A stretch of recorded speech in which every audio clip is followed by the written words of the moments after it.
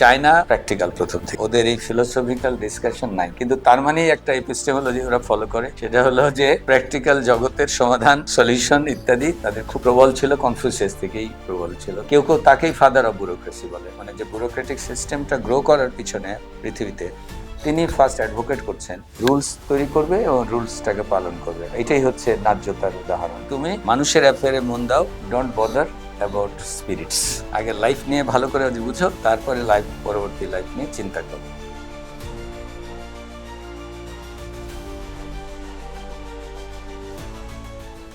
রবীন্দ্রনাথ বলেছেন যে অনেক কথা যাও যে বলি, কোনো কথা না বলি। এরকম আসলে চায়না তো হয়তো ওইভাবে দার্শনিক আলোচনার ভিত্তিতে নয়, কিন্তু প্র্যাকটিক্যালি এমন কিছু আলোচনা হয়েছে যেটা আসলে গভীর একটা দার্শনিক ভিত্তির ইঙ্গিত বহ। চীনেও কিন্তু টিপিক্যাল আমরা যেভাবে গ্রিসে পড়েছি কিংবা ভারতে পড়েছি, যে যেটাকে বলা হয় এপিস্টেমোলজিক্যাল ইস্যুস বা ফিলোসফির যেভাবে জ্ঞানের পদ্ধতি, জ্ঞান কি ইত্যাদি নিয়ে যে আলোচনাগুলো সিস্টেমেটিক্যালি হয়েছে, প্রাচীন ভারতে হয়েছে, চায়নাতে কিন্তু সেটা আলোচনা হয় না। চায়নাতেও দেখা যাচ্ছে যে এখানে আমরা কিছু কিছু এক্সাপস থেকেই পড়বো, মূলত খুব বেশি ডিটেলে যাব না, কারণ আমরা যদি খুঁজতে যাই তাহলে কোনো মতেই কোনো প্রামাণ্য গ্রন্থ, যে গ্রন্থে এপিস্টেমোলজি আলোচিত হয়েছে, সেইভাবে পাওয়া যায় না। আমরা এখানে দুজনকে পার্টিকুলারলি পিক করব, যেটা হচ্ছে মূলত প্রথমে হলো কনফুসিয়াস, যার অ্যানালেক্স থেকে আমরা কিছু পাঠ করব, তারপরে তাও যে মতবাদটা সেই সম্পর্কে কিছু আলোচনা করব। কনফুসিয়াসের অ্যানালেক্স যেটা, সেখানে একটা খুব ইনফ্লুয়েন্সিয়াল ফ্যামিলি থেকে উনি এসেছিলেন, স্টেট অফ লু থেকে। তার ফ্যামিলি নেম ছিল কুং, তার নিজের নাম ছিল আসলে চিউ অ্যান্ড মানে বিভিন্নভাবে চুগনি। পরবর্তীতে উনি আসলে কুং ফুজু মানে কিং অফ মাস্টার কিং কুং নামে অভিহিত হয়েছিলেন আউট অফ রেসপেক্ট। এবং তার ফ্যামিলির যে ট্রি, সেটা এখন পর্যন্ত কিন্তু ফলোড হচ্ছে, এবং সবচেয়ে বোধহয় পৃথিবীতে একটা কমপ্লিট জিনিয়ালজির একটা উদাহরণ হচ্ছে কনফুসিয়াসের ফ্যামিলি ট্রি। খুব আর্লি এজেই কনফুসিয়াস আসলে কাজে যুক্ত হয়েছিলেন, মাইনর পোস্ট থেকে শুরু করে অনেক নোবিলিটির এবং ভালো পোস্টেই গিয়েছিলেন। এবং তার সার্ভিস রেকর্ড এবং তার যে নিজের সেলফ কাল্টিভেশন, তাকে সবাই খুব সম্মান করা শুরু করে, রিকগনিশন, এবং তার চারপাশে স্টুডেন্ট আসতে শুরু করে। তিনি এথিক্স, লিটারেচার এবং আর্ট অফ গভর্নমেন্ট সার্ভিস ইত্যাদি সম্পর্কে পার্টিকুলারলি উনি যে বক্তব্য দিতেন for his knowledge of ancient রিচুয়ালে, উনি খুব প্রাচীন যে ধর্মীয় অন্যান্য রিচুয়ালসগুলো ছিল, উপাসনা ইত্যাদি, সেগুলোতে উনি বিখ্যাত মানে এক্সপার্ট ছিলেন। এবং সেখানে ডাইভার্স ইন্টারেস্ট এবং অন্যান্য লোকজন তাকে আসতো। এবং তার বায়োগ্রাফিক্যাল ডিটেল খুব যেটুকু জানা যায়, সেটা হচ্ছে প্রাচীন যে সন্ন্যাসীরা লিপ্ত থাকতেন জ্ঞান সাধনায়, সেরকমই উনি এক ধরনের জ্ঞান সাধক হিসেবেই উনি ছিলেন। বিভিন্ন সময় তার থিক্স বা মোরালিটি খুব ওয়ান সাইডেড ছিল। উনি যেমন ছিল যে কাউকে কোনো কিছু ধার দিবেন না উনি, এবং নিবেন না। তো এক স্টুডেন্ট তার থেকে আমব্রেলা কি বলে, Confucius is said to have to put up with one student who was too stingy to let his master borrow, মানে বৃষ্টি হচ্ছিল বোধহয়, আমব্রেলা দিতে চেয়েছে তার স্টুডেন্ট, তিনি সেই আমব্রেলা নেননি আর কি, মানে কিরকম অন ট্র্যাক ছিলেন সেটা বোঝানোর জন্য কনফুসিয়াস। এবং সেই জন্য তার মেজর ছিল স্টুডেন্টদের সঙ্গে অলওয়েজ টেম্পারমেন্ট তাকে করতে হতো, কারণ পারফেকশন ছিল ওনার, হ্যাঁ খুবই পারফেকশন ছিল। যা হোক, কনফুসিয়াস তার টাইমটাকে খুব বিভক্ত করে ফেলেছিলেন, যে স্টুডেন্টকে কতক্ষণ দিবেন, কতক্ষণ এডিটিং করবেন, রিডিং ম্যাটেরিয়ালস ফর স্টুডেন্টস।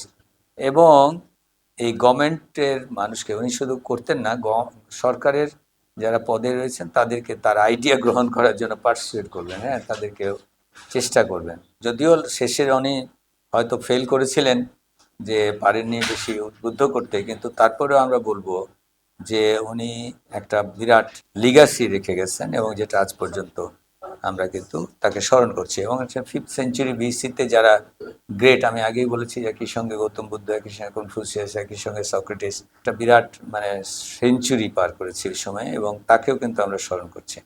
এই ডায়ালগগুলোতে উনি মানে যদিও ভ্যারাইটি অফ ইন্টারপ্রিটেশন সম্ভব, কিন্তু খুব স্ট্রেট ফরওয়ার্ড কিছু কথা উনি বলেছেন, এবং এই কনফিউশিয়াস সিস্টেমটা কিছুটা আমরা তা বুঝতে পারছি। আমি আগেই বলেছি, আমরা যদি টিপিক্যাল ওই যে প্রমাণ প্রমেয় যে মেথড, এমনকি ভারতে পেলাম কিংবা ইউরোপে যে আইডিয়া পড়ে আসলাম গ্রিসে, সেটা কিন্তু চায়নাতে মোটেও না। উনি একদম সোজা সাপটা প্র্যাকটিক্যাল হিউম্যান রিলেশন। কনফিউশন থটে the idea of jen is perhaps the greatest importance. মানে জেন হচ্ছে কনফিউশিয়াস চিন্তার ফাউন্ডেশন।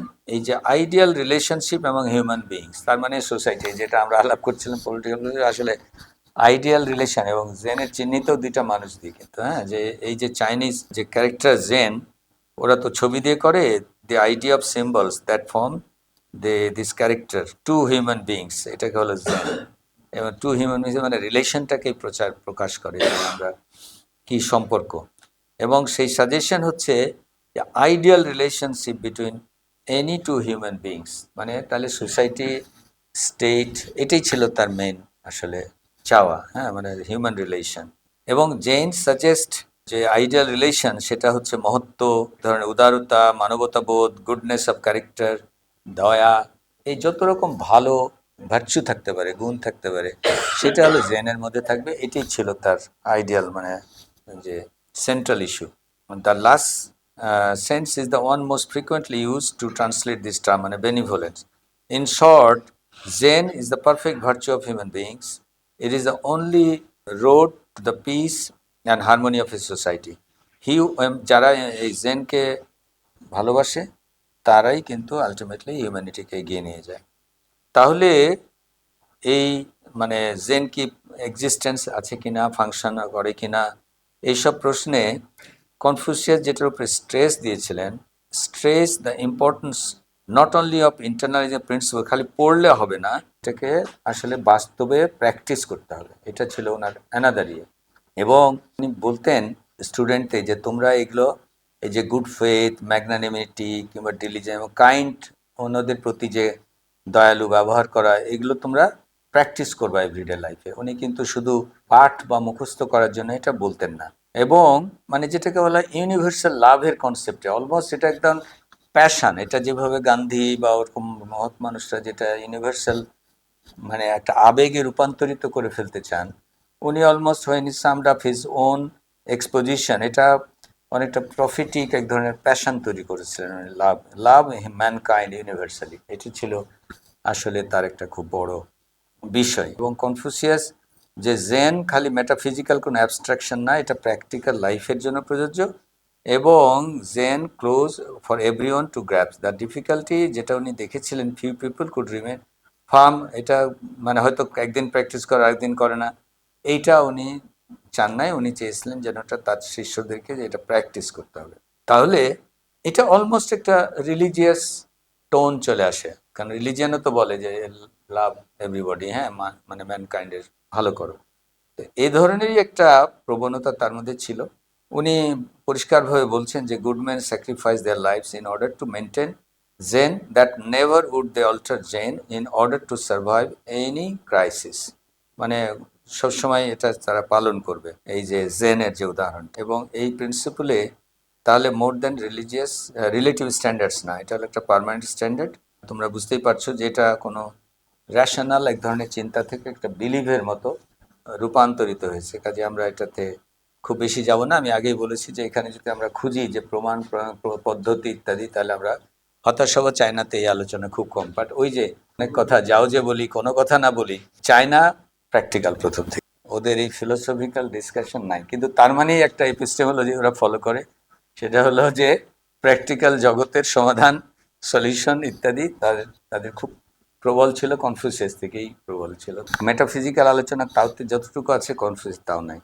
তাহলে এই যে এই বিষয়টাকে বলা হচ্ছে যে রিলেশন, যে there is only one condition that Confucius insists on, any direct expression of one's own nature would have to be restrained by Li, the rules of propriety, in order to adhere to the principle of Jain. Jen যেতে গেলে তোমার প্রত্যেকেরই একটা emotional আবেগ, animal সুলভ, স্বার্থপরতা, আত্মকেন্দ্রিকতা সব থাকবে, কিন্তু এটাকে লি, এটা রুলস অফ প্রপার্টি। তাহলে এই চাইনাতে একটা বড় বিষয় লিগালিজম, লিগালিস্টিক একটা অ্যাটিটিউড, যে প্রথমেই রুলস তৈরি করতে হবে। কনফুসিয়াসের ইজ দ্য ফার্স্ট, যিনি আসলে ব্যুরোক্রেসির ওয়ান অফ দ্য ফাদার বলতে পারি, earliest one of the father of bureaucracy বলা হয়। কেউ কেউ তাকেই ফাদার অফ ব্যুরোক্রেসি বলে, মানে যে ব্যুরোক্রেটিক সিস্টেমটা গ্রো করার পিছনে পৃথিবীতে তিনি ফার্স্ট অ্যাডভোকেট করছেন, রুলস তৈরি করবে এবং রুলসটাকে পালন করবে। এটাই হচ্ছে ন্যায্যতার উদাহরণ। এই যে rules of property, the li taken literally could mean কি কি, যেমন rites, etiquette, good form, decorum, মানে এটিকেট মেনটেন করে, ওই যে বললাম উনি খুবই ছকে ছকে চলতেন, সেই ছকটা উনি এখানেও চাচ্ছেন। এবং সেই টার্মটার দ্বারা উনি মিন করছেন যে শুধু আউটওয়ার্ড এক্সপ্রেশন না, অ্যানসিয়েন্ট রাইটের অথরিটি ছিলেন এবং সেটাতে বলছেন যে শুধুমাত্র মিউজিক, এই চাকচিক্য পোশাক যে পুরোহিতরা পড়ছে খুব চাকচিক্য, আনুষ্ঠানিকতা নয়, আনুষ্ঠানিকতা পরিহার করে তিনি বলছেন যে তুমি এটাকে ইন্টারনালি লি প্র্যাকটিস করো।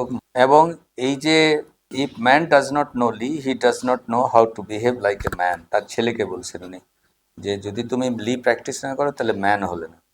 এবং সেই সেন্ট্রাল তার টিচিং ছিল লিয়ের, এবং যে Confucius suggest the psychological use of li to bring calm and poise to man at critical moment, সেও লি প্র্যাকটিস করতে হবে। Li is the Confucian prescription to save society, যেটা তোমাকে জেন অর্জনে ক্যাওস থেকে রক্ষা করবে। এই যে সেলফ অ্যাপয়েন্টেড যে standard bearer of traditional culture, Confucius does not spare any effect to Impress the students with the importance of rituals.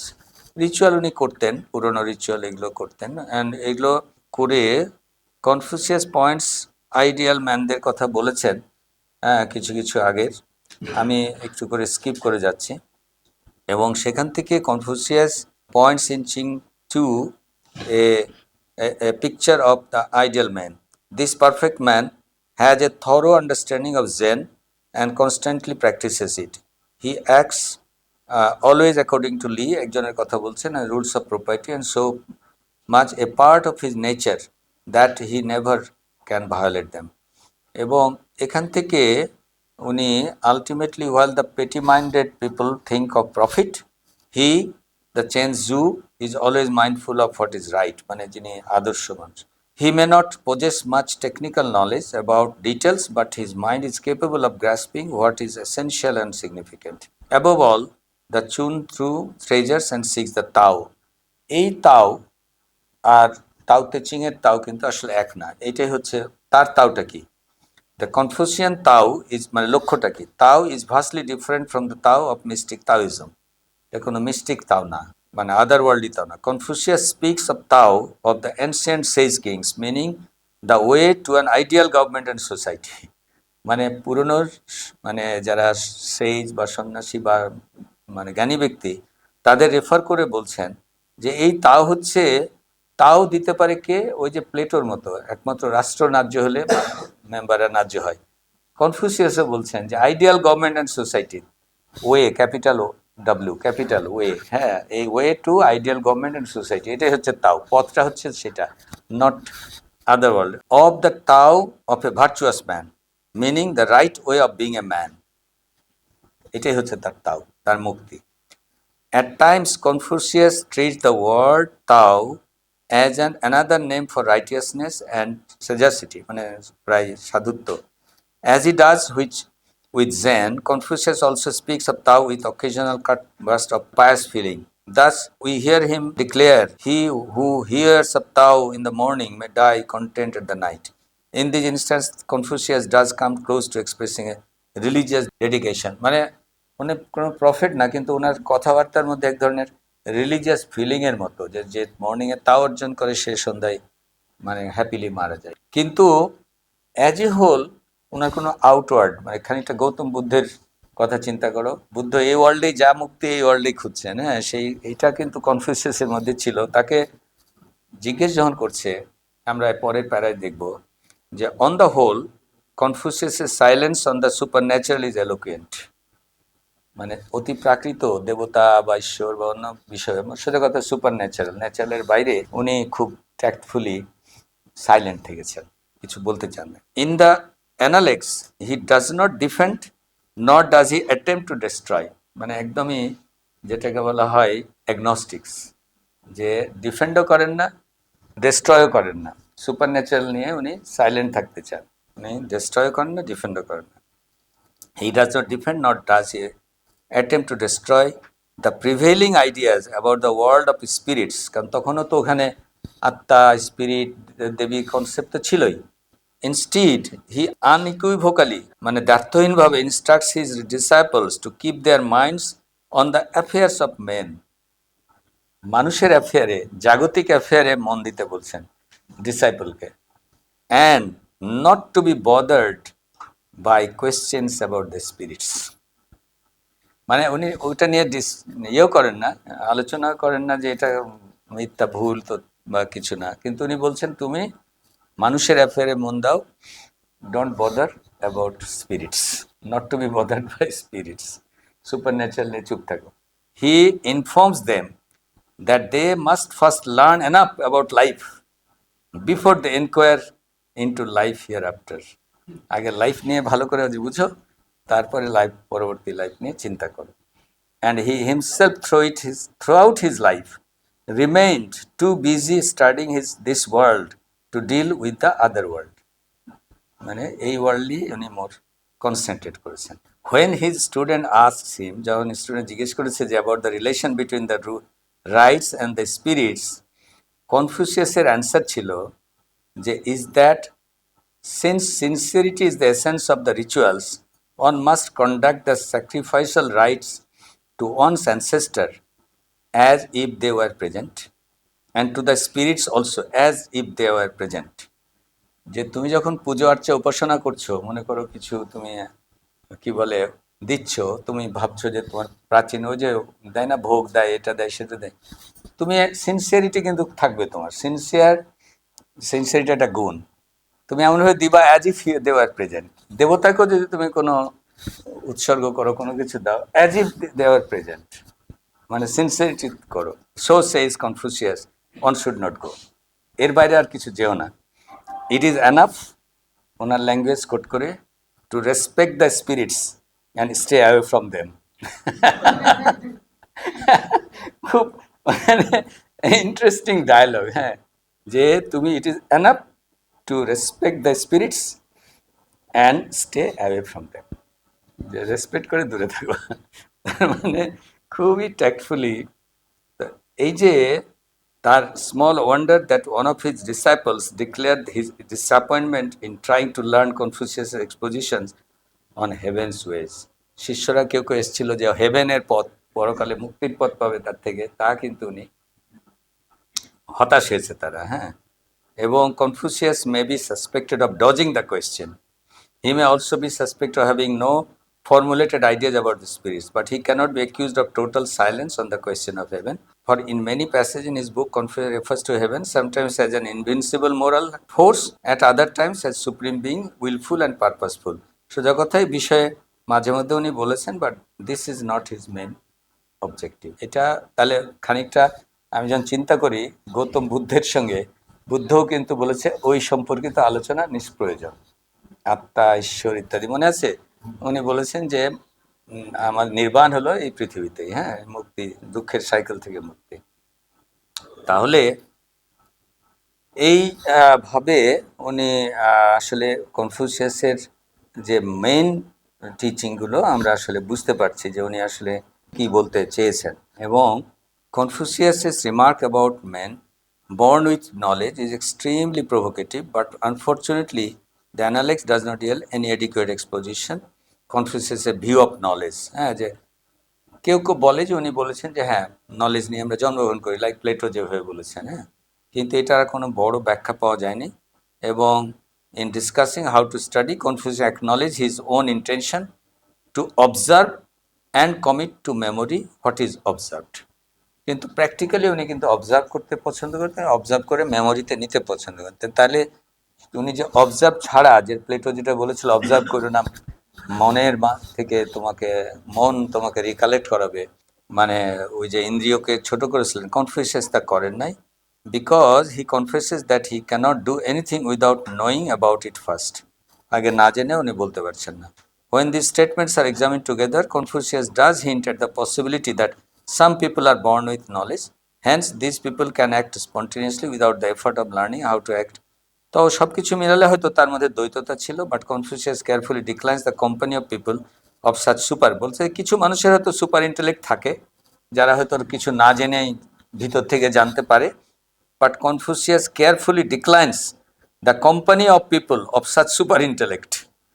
হ্যাঁ, যে এইসব সুপার ইন্টেলেক্ট থেকে দূরে থাকে, and he admits that the source of his knowledge is observation and intensive study. তাহলে ওই দিক থেকে চিন্তা করলে এক ধরনের এম্পেরিসিস্ট অ্যাটিটিউড আমরা পাচ্ছি। He also rules out the attainment of knowledge through meditation without the aid of books, because once he tried to think the whole day without eating and the whole night without sleeping, but nothing came of it. একদিন এক রাত না ঘুমিয়ে একদিন না খেয়ে ধ্যান করেছিলেন, কিছু পান নাই। তো উনি বলছেন meditation is not the way. হ্যাঁ, furthermore he does not separate the attainment of knowledge from action and practice. নলেজকে অ্যাকশন এবং প্র্যাকটিসে না নিলে উনি এটাকে নলেজ অ্যাকচুয়াল মিন করছেন না। সুতরাং ইন এ ওয়ে, মানে যদিও খুব ডিটেলে পদ্ধতি বলেন নাই অ্যানালিক্সে, বাট আই থিঙ্ক উনি কিন্তু এক ধরনের এম্পেরিক্যাল অ্যাটিচিউড, এবং সেটা তার এথিক্সেও প্রকাশ পাচ্ছে, সব কিছুতেই প্রকাশ পাচ্ছে। China was influenced very much by the Confucian ideals, অনেক ইনফ্লুয়েন্সিয়াল, এখনও তার ফলোয়ার আছে। তাহলে আমরা এখন বুঝতে পারছি যে Confucius insisted that society would not be peaceful if each individual man did not have properly according to his social station. This meant that for Confucius, individuals was important, but only insofar as he could help to bring about peace and harmony in society. If Confucius speculated on the position of man in the universe or dealt with other metaphysical matters, there is no sufficient evidence in this book. The fact that certain key statements of the Analects have been interpreted in different ways has certainly contributed to the survival of the Confucius system. There is something in this book for everyone, from the most radical to the most conservative, if he searches hard. Indeed, much has been read back into the Confucius teachings, and that Confucius did actually teach has been as a result distorted. তো এই যে বিভিন্ন ইন্টারপ্রিটেশনের difference থেকেও একটা জিনিস এসছে, যে এই যে তার ভার্চু, তার ওয়ে, এটা সোসাইটিকে কেন্দ্র করে। কিন্তু এখানে একটা জিনিস ক্লিয়ার, আমরা যখন পলিটিক্যাল ফিলোসফি পড়ব, তার সাথে পার্থক্য হচ্ছে মডার্ন, মানে যদি রেডিক্যাল মানে লিবারালিজমের যদি যে ফরম্যাটে আমরা ওয়েস্টার্ন ওয়ার্ল্ড থিঙ্ক করে, সেটা হলো যে ইন্ডিভিজুয়ালের স্বাধীনতা, ইন্ডিভিজুয়ালের লিবার্টি, যেটা একটু আগে বলছিলাম, ইন্ডিভিজুয়ালের liberty, freedom is highest ranking. সেটা সোসাইটির আলটিমেটলি বেনিফিটে আসলো কি না আসলো সেটা সেকেন্ডারি। ইকুয়ালিটিতে হেল্প করলো কি না, দ্যাট ইজ নট, সেটা পরের ধাপ। যদিও তারা ধারণা করবে ওই ইকুয়ালিটি বেসিসেও সোসাইটি গড়া যায়, সরি মানে ফ্রিডম অ্যান্ড দিয়ে, যেটাকে বলে লিবার্টি দিয়েও গড়া যায়, যেটা ইকুয়ালিটি প্রমোট করবে। কিন্তু কনফুসিয়াসের আইডিয়ালে যে ইন্ডিভিজুয়াল গুরুত্বপূর্ণ, বাট আনলেস সোসাইটির সে বেনিফিট করে, তার মানে এখানে এক ধরনের মানে যে কমিউনিটারিয়ান যেটা আমরা বললাম, সেই কমিউনিটারিয়ান এক ধরনের প্রিন্সিপালের ফ্লেভার রয়েছে। বুঝতে পেরেছ? যে যখন সে তার স্টেটে যে ইন্ডিভিজুয়ালকে স্যাক্রিফাই, ব্যাপারটা হলো কি, যে লিবারাল ফিলোসফিতে individual cannot be sacrificed for the social good. কিন্তু যেমন আমরা বললাম যে আদার কিছু ফাউন্ডেশনাল থিওরিতে individual can be sacrifice for social good. যে আমার সোশ্যাল গুড অর্জন করতে গিয়ে, যদি ইকুয়ালিটি অর্জন করতে গিয়ে, সোশ্যাল গুড অর্জন করতে গিয়ে কোনো একটা মানে ইয়েকে, ধরো একটা মতবাদকে, একটা এক্সপ্রেশনকে স্যাক্রিফাইস করতে হবে, সেটাও করা সঙ্গত। তো কনফুসিয়ানের তত্ত্বে কিন্তু মানে মূলত সোশ্যাল গুডটা সোসাইটি এবং স্টেট, এটা প্লেটোতেও ছিল। প্লেটোতে ইন্ডিভিজুয়াল তো তখন মুখ্য না, প্লেটোতে স্টেটকে ন্যায্য হতে হবে। হ্যাঁ, তো এই হলো ব্যাপার। তা আমরা তাহলে এটা ছাড়া মানে অন্য যে মানে গুলো ছিল সেগুলো মোর মিস্টিক। হ্যাঁ, তো আমরা দুই একটা জাস্ট তাওটা দেখে নিই, তাহলে একটা দেখলেই হবে। কে লিখেছিল বলা কঠিন, কিন্তু এটা একটা কবিতার মতো করে লেখা, এবং এটা মেটাফিজিক্যাল এথিক্স, যেখানে আসলে এই তাও আসলে চাইনিজ ফিলোসফিতে সুপার ন্যাচারাল ফোর্স হিসেবে এসছে, এবং কবিতার আকারে লেখা। এখান থেকে যেটা পাওয়া যায় যে দ্য তাওইস্ট আসলে স্পিক্স মেটাফরিক্যালি অফ তাও identify it as the secret of all secrets, but he also goes on to suggest a way of comprehending Tao. Since Tao is the unchanging universal principle that dwells in everything, তাহলে বুঝতে পারছো ব্রহ্মার কনসেপ্টের সঙ্গে কোনো তফাৎ নাই। Unchangeable, অপরিবর্তনীয়, তাই না? ওই যে সেই একক সত্তা এবং ইউনিভার্সাল প্রিন্সিপল সব কিছুর মধ্যে রয়েছে, হ্যাঁ, dwells in everything, then everything in its original state reflects Tao. তাহলে অরিজিনাল স্টেটে সব তাওকে রিফ্লেক্ট করে। তো আমরা এখানে আসলে এই যেহেতু আমাদের উদ্দেশ্য হচ্ছে মেথডস, মানে মূলত এপিস্টেমোলজিক্যাল, এখানে বুঝতেই পারছো এই তাও তো আর অভিজ্ঞতা দিয়ে পাবে না, এই তাও হয় বিলিভ দিয়ে পাবে, না হলে in man the original state of existence, his infancy, comes closest to this idea. If man does not tamper with his heart, so that his heart remains unattained, he has the best chance of comprehending this mysterious universal principle. মানে heart দিয়ে সে পেতে পারবে। Unspoiled the Tao in a tree trunk is as great and efficacious as the Tao filling the universe, so long as the tree trunk remains an uncarved block. If carved, the block of wood becomes a few ordinary articles of daily use. But if man takes possession of the universal principle within an uncarved block, he becomes a sage fit for ruling the world. তো এগুলো আসলে আমরা আর further পড়ে কোনো কুল করতে পারবো না, because ultimately it goes to mysticism. হ্যাঁ, এই তাও হলো মিস্টিক তাও। আমরা এটার মধ্যে খুব মানে বেশি, এখানে আমরা একটা ছোট্ট আর একটু পড়েই শেষ করব। এটা হলো মো তীর একটা লেখা, এটা হলো মোজু। আমরা এটা দেখেই চাইনিজ মানে মেনল্যান্ড চায়না, আগামী দিন আমরা আসলে একদম কোরিয়ান, হ্যাঁ, একটা হানফিতে যাব, তাহলে মোটামুটি চায়না 2 দিনেই শেষ। মানে চায়নাতে যেহেতু আমি আগেই বলেছি সেইভাবে লেখা ছিল না, আমরা একটু মতিটা দেখি। মোজু এটা লিখেছেন এবং সে অথর হলো মতি, সরি, আর বইটার নাম হলো মোজু। এটাও এক ধরনের পলিটিক্যাল ফিলোসফি, 4th সেঞ্চুরি বিসিতে এটা আর কি, কনফুসিয়াসের একটু পরে। এবং কনফুসিয়াসের উনি চ্যালেঞ্জার হিসেবে এসেছিলেন মতি 5th সেঞ্চুরিতে। অ্যান্ড তার ফ্যামিলি ব্যাকগ্রাউন্ড, যেমন কনফুসিয়াস খুব রিচ ফ্যামিলি ব্যাকগ্রাউন্ড থেকে এসেছিলেন, ওয়েল নন। মতি অত না, আননোন একটা থেকে এসেছিলেন ব্যাকগ্রাউন্ড থেকে। এবং কনফুসিয়াসের মতোই অ্যানসিয়েন্ট টেক্সট স্টাডি করেছিলেন উনি, কনফুসিয়ানের কমেন্টারিজ ফলো করেছিলেন অন দ্য টেক্সট, এবং কনফুসিয়ানের কে পপুলার অ্যাকসেপ্টেন্সের জন্য কিন্তু উনি কাজও করেছেন। উনি খুব ট্রাভেল করেছেন, much as Confucius did, and he talked. ওই যে ওদের দুজনের একটা ব্যাপার ছিল রুলারদেরকে কনভিন্স করা তাদের আইডিয়াল নেওয়ার ব্যাপারে। মতির আইডিয়াল ছিল একই, এবং কনফুসিয়ান ছিলেন খুব ফর্মাল, তার সাথে যে পোলাইট না তার সাথে উনি কখনো কথা বলতেন না, উনি তো ছকে ছকে চলতেন। কিন্তু মতি তা ছিল না, হ্যাঁ, উনি যেখানে অডিয়েন্স পেতেন সেখানেই কথা বলতেন। হ্যাঁ, যেমন একবার উনি শুনলেন যে একটা যুদ্ধ লেগেছে 2 স্টেটের মাঝে, উনি ওয়ার ডিক্লেয়ার করার মতো অবস্থায় আছে। তো পিস তৈরির জন্য উনি তাড়াতাড়ি একটা অ্যাগ্রেসিভ স্টেট, যে রাষ্ট্র আগে যুদ্ধ ঘোষণা করেছে, সেখানে চলে গেলেন এবং মানে দিনের পর দিন নাইট হেঁটে স্টপ না করে উনি সোজা গেলেন সেখানে, এবং ওখানে অলরেডি পা তখন ক্ষতবিক্ষত হয়ে গিয়েছিল, এবং নিজের গার্মেন্টস থেকে ছিঁড়ে ব্যান্ডেজ করে তিনি গেলেন। ওখানে গিয়ে উনি যখন দেখলেন যে সেই খুবই ডিটারমাইন্ড, সে কিছুতেই রাজি না, হ্যাঁ, তখন উনি আবার হেঁটে ওই যে আক্রমণ, মানে যার উপর আক্রমণ করবে সেই পক্ষ থেকে যুদ্ধ করার জন্য, অংশ নেওয়ার জন্য তিনি নিজেকে অফার করলেন। এরকম টাইপ ছিল আর কি। হ্যাঁ, যেহেতু যে অ্যাগ্রেসিভ রাজা সে রাজি হলো না যুদ্ধ বন্ধ করতে, তাহলে যে মানে যিনি অত্যাচারিত হচ্ছে তার ওখানে চলে গেলেন। এবং এই যে পিস মিশনটা, এই সময় তার অনেক ফলোয়ার জুটে গেল, এই রাস্তাতেই উনি নানান বলতেন এবং অনেক ফলোয়ার ছিল তার। তো যা হোক, এই যে ওয়ার্কটা মতি, যেটা ওয়ার্কটা মজু, এটাতে অনেক বই, 15টা বই মতো, ডিভাইডেড ইন্টু 71 চ্যাপ্টার্স, অনেক বড় লেখা। আমরা সেটার মধ্যে যাচ্ছি না, কারণ উনি অনেক হাই রেসপেক্ট পেয়েছিলেন। তো the philosophical system of Mo Ti has, আমরা শুধু ওইটুকুতে যাচ্ছি, has its basis a concept of universal লাভ।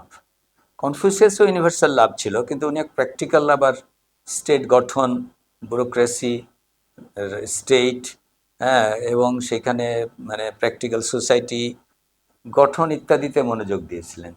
কিন্তু মতিতে হচ্ছে universal love. Mo Ti regarded the lack of love among men as the principal cause of all calamities. হ্যাঁ, যে মানুষে মানুষে যে ভালোবাসার অভাব, বোধের অভাব, শ্রদ্ধা, এটাই হচ্ছে মূল কারণ। Of which the worst is the aggression of the large state against the small state. বড় স্টেটগুলো ছোট স্টেটকে খেয়ে ফেলে, এটাই হচ্ছে তার প্রধান। The strong taking advantage of the weak and the many imposing their will upon the few even among the equally situated. Mo Ti points out that in মজু যে পিপল পরস্পরের মিউচুয়াল ইনজুরিতে চলে যায় এবং হেড তৈরি করে।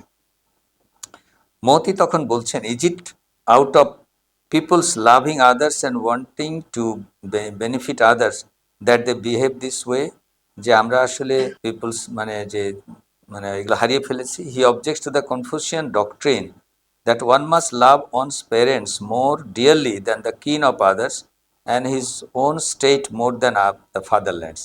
মানে অন্যদের দেশকে ভালোবাসবো না, আমার দেশকে, দেশপ্রেমের এগেনস্টে, মানে কনফুসিয়াস বলেছেন তোমার দেশকে আগে বেশি ভালোবাসো অন্য দেশের চাইতে। কিন্তু উনি কিন্তু মজুতে উনি বলছেন যে না, তুমি তোমার দেশকেও আগে ভালোবাসো, তুমি ইউনিভার্সাল লাভে যাবে, সবাইকে সমান ভালোবাসো। The Moti's concept of universal love goes beyond an ethical prescription to cure social ills. He actually regards universal love as a source of goodness. In his argument, universal love is good because it brings untold and immeasurable benefit to mankind, and because whatever benefits mankind must be right or good. Here we already see a strong utilitarian elements in his philosophy. হ্যাঁ, মানে এক ধরনের ছিল যে and ইউটিলিটিতে হচ্ছে তুমি যে পথ দিয়ে যাও এন্ড পেলি হলো, ভালো তোমার ইউটিলিটি বাড়লেই হলো। তো উনি কিন্তু মনে করতেন যে এইটা ইউনিভার্সাল লাভ প্র্যাকটিস করতে পারলে সেটা বাড়বে। এবং আইডিয়াল পারফেকশন শুধু না, in the first place Moti tells us universal love has been achieved, ওই আর্লিয়ার সেইজ কিং ইত্যাদি ইত্যাদি দিয়ে পাওয়া গেছে। তো আমার মনে হয় যে আসলে এথিক্যাল ভিউটাই এখানে মুখ্য, এক ধরনের রিলিজিয়াস ফ্লেভার মুখ্য, এক ধরনের গান্ধিয়ান প্রিন্সিপাল যেটা আমরা পরে পেয়েছি, হ্যাঁ, গান্ধীর মধ্যে এই ধরনের প্রিন্সিপাল মুখ্য। এবং the most significant single contribution of Mo Ti to ancient Chinese thought is the consistent exposition of his materialistic view of man's nature and his persistent reference to the pain and pleasure approach to so human problems. To be sure, his theory that man can and must be beaten into loving his fellow men is at once paradoxical and repulsive to the idealistic Confucian. But the paradox may be more apparent than real when one realizes that both Moti and Confucian assume a basically equal teachability of all men. In the development of Chinese thought, it was only a short step from Moti's utilitarianism, which never completely loses sight of righteousness and virtue. So, to the Machiavellian remains expounded by the legalist who rise to power at the end of the warring state period. Moti's materialism is not unqualified, but all the ingredients of a more thoroughgoing materialism are present. মানে আমরা যখন হানফিতে যাব তার আগে মোটামুটিভাবে এটা ground work হয়েছে যে মানুষকে ইউনিভার্সাল লাভকে প্র্যাকটিস করাতে আবার লয়ের কথা, ওরা খুব লিগালিস্ট ছিল। কনফুসিয়ানও লিগালিস্ট ছিলেন, মতিও লিগালিস্ট ছিলেন, সেই জায়গাতে কিন্তু লিগাল মেকানিজমের ব্যাপারে সবাই একমত। এবং এটা এখন চায়নাতে এখনও খুব স্ট্রং একটা প্র্যাকটিস সিস্টেম, মানে একটা সোসাইটি স্ট্রিমলাইন করা। That Mohism as an organized body of doctrines ceased to exert appreciable influence as soon after the death of its founders must be blamed on the aridity of the mode of life advocated by the Mohism. Moti himself, as far as we know, never married, and his good disciples all led a life of ascetic dedication to their co-fraternity. Some of them actually died for the leader of their group. In contrast, the Confucian doctrines after a view of life that is much more reasonable and attractive to most men. পার্থক্যটা ছিল মতি ছিল নিজে বিয়ে করে নাই, ওই যে ক্যাথলিকদের মতো, হ্যাঁ, অ্যাসেটিক লাইফ, খুবই সিম্পল লাইফ। তার ডিসিপলরা তাই তার অনেকে তার জন্য মারাও গেছে, যুদ্ধ করতে গিয়ে মারা গেছে বিভিন্নভাবে। কিন্তু কনফুসিয়াস ছিল অনেক practical, life as it is, তার মধ্যেই কী করে সমাজ গড়বে। সেজন্য কনফুসিয়াসেরটা যত পরবর্তী টিকে আছে, মজিজম অতটা টিকে ছিল না এবং নাই। তো এই হলো আইডিয়া। আমরা চায়না মোটামুটি তাহলে শেষ করলাম, কারণ আমাদের চায়নার মধ্যে আগামী দিন হানফি আলাপ করব। কিন্তু চায়না ইন জেনারেল আমরা যদি খুব সামারাইজ হতে বলি, যে গ্রিসে যেমন মেথডস ইন্ডাকশন ডিডাকশন বলি, কিংবা এম্পিরিসিজম রেশনালিজমের দ্বন্দ্ব বলি, সেটা আবার ভারতে যেভাবে রেশনালিজম এম্পিরিসিজমের দ্বন্দ্ব বিভিন্ন ফিলোসফিতে, এবং সেখানে প্রমাণ কি করে, জ্ঞানের প্রমাণ হবে, প্রমেয়কে কে, এবং প্রমাণের বিভিন্ন রকম পথ কি, গ্রিসের সঙ্গে প্রাচীন ভারতের তফাৎ কি, এটা যেমন সুন্দরভাবে বইয়ের মাধ্যমে ব্যাখ্যা করা গেছে, আমরা চায়নাতে এই ধরনের কোনো নলেজের মেথড খুব অল্প কনফিউসিয়াস অ্যানালিক্স এসছে, কিন্তু ওরকম কোনো, কিন্তু মানে আলেকজান্দ্রিয়া আলাপ করতে বলেছি, আলেকজান্দ্রিয়াতেও কিন্তু ওরকম কোনো ফিলোসফিক্যাল বা এপিস্টেমাল বই নাই, কিন্তু আলেকজান্দ্রিয়া হ্যাড এ প্র্যাকটিস, যেটা মানুষকে শিক্ষা দিয়েছে, যে empirical way of scientific method practice করে দেখিয়ে দিয়েছে। এরাও সোশ্যাল সায়েন্সে অলমোস্ট এক ধরনের মেথড ফলো করেছে, কোনোটা কিছুটা এম্পেরিক্যাল, কিছুটা রেশনাল, কিছুটা আইডিয়াল, মানে যেভাবেই করুক না কেন, বাট মেথড নিয়ে আলাপ না করেও কিন্তু আসলে কিছু মেথডের কথা বলেছে, যেমন কনফুসিয়াস যে প্র্যাকটিক্যাল ওয়ার্ল্ডকে চেঞ্জ করার কথা বলেছে। সো আমরা ওইভাবে এটাকে গ্রহণ করতে হবে।